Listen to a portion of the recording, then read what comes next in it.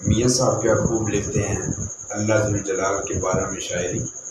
अपने अल्लाह से जब मुखातिब होना है तो क्या कहना है, मैं अल्लाह ते तिलकण रस्ता मैनू देवे कौन संभाला, बहुते तके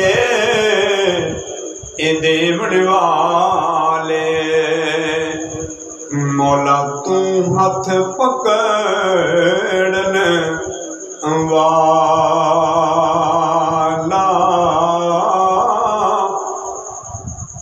जो जो रिज़्क़ उस किसे दा लिखिया, वो लिखिया कदे ना टाले,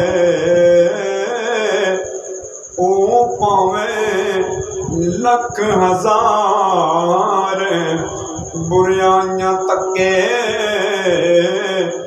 फिर भी उसनू पाले। अदल करे ते थर थर कंबन, क्या खूब शायरी है।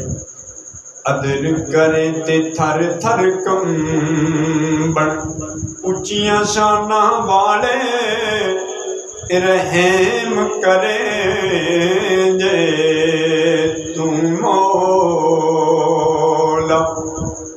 बख्शे दावन मैं जे मुँह काले।